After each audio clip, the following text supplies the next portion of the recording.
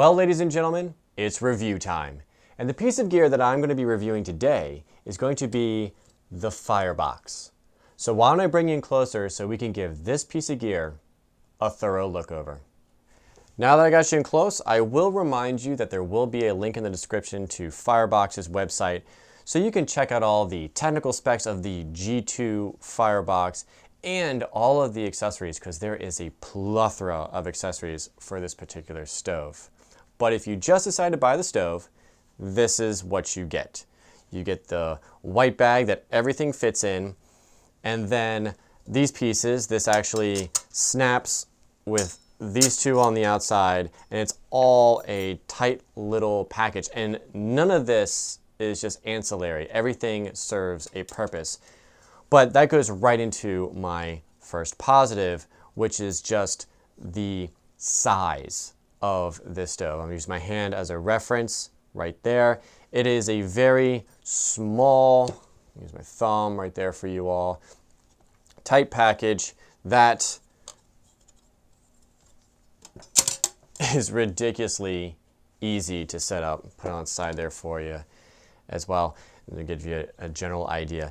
I mean, incredibly easy to set up. There are no screws, no twisty ties, whatever for you to lose. And even if you were to lose these two things, the stove still functions. It does its job. And then when you're done, and done. It is actually a very well thought out piece of engineering.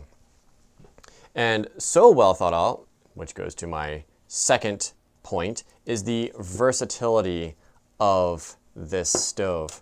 Now, I'm not going to go into all of the different things because the man at Firebox has already made a video of all the different ways that you can use the stove and the different fuels, but to just kind of run down the list real quick, obviously you can burn wood in it. It's got these nifty holes here for you to feed wood in the side as well as feed through the top. You can burn pellets in it, wood obviously, charcoal. If you want to put an alcohol burner in here, there's actually a particular spot in here that this goes right here. I believe it's this one right here. That gives you the perfect 2-inch headroom for a Tracia alcohol burner. Again, the versatility of what you can burn in this stove is phenomenal and well thought out. I know I've said that already, but it is.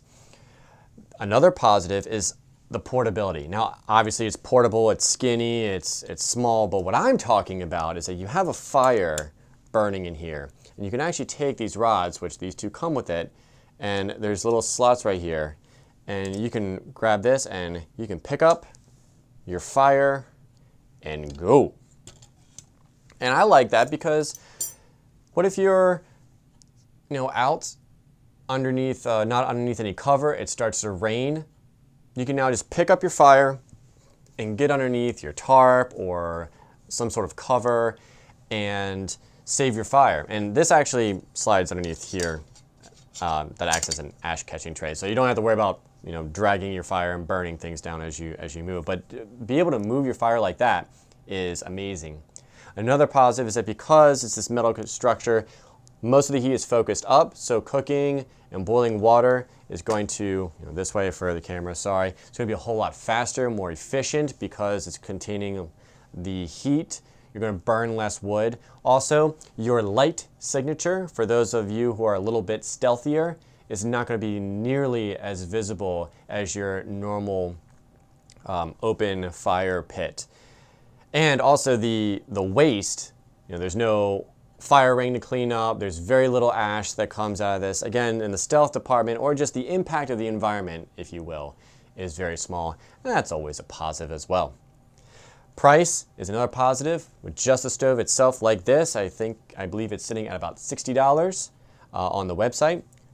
That's not a lot of coin for a great piece of gear. And lastly, it's made in the USA.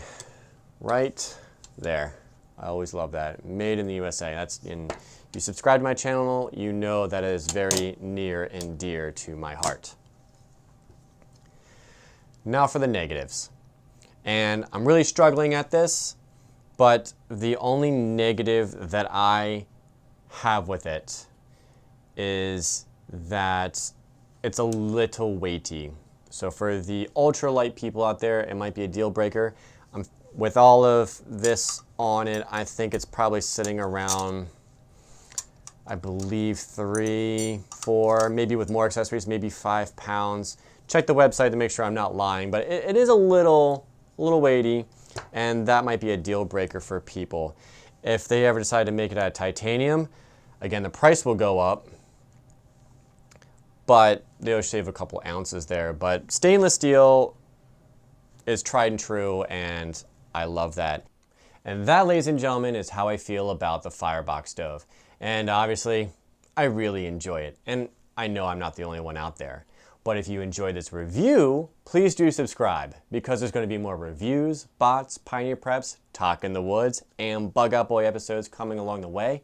And if you have any questions or comments about the Firebox stove, please leave those down below in the comment section, because I love to hear from you, and you know I'll get back to you.